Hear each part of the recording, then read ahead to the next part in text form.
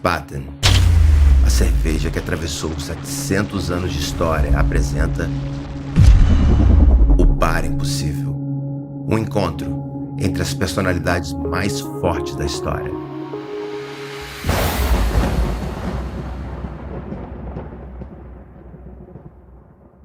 That's how I discovered radium.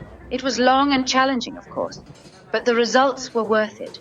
That's quite a story, Doctor. Well, my dear, you may not have discovered radium, but you sure have discovered that your hip shakes can cause a lot of radiation. Ha! You goddamn right, Doc. It's good to see some humor at a party like this. Oh, look who's here. The tramp. Oh, wow. You do have a voice then. Not like yours, I'm afraid. But yeah, I do.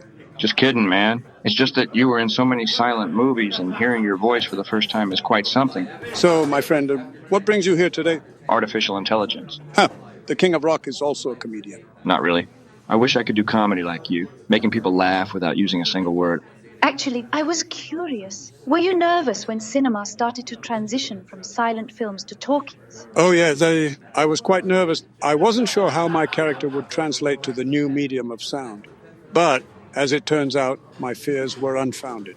The tramp's character remained just as beloved in sound as he was in silence. I can imagine that must have been quite the transition. Yes, it was certainly a challenge. But it was also exciting to be part of a new era in cinema. You know, I can't imagine a silent world, a world without music. It's such a big part of my life. Maybe it has something to do with being a Capricorn. A rock star who is a fan of planets. That makes sense. You know, I've always been curious about the science behind horoscopes. Well, good thing we have one of history's greatest scientists at our table. Doc? Science? I thought horoscopes were just for fun, boys. While astrology and horoscopes may be fascinating, as a scientist, I must say that there is no scientific evidence to support the claims made by astrology and horoscopes. Well, I guess my horoscope never predicted that I'd be having a conversation about science and astrology with the two of you. But I checked it before I left home, and it did say that today something that looked impossible could happen. How do you explain that then, Miss Nobel Prize winner? Indeed, Mr. Rockstar.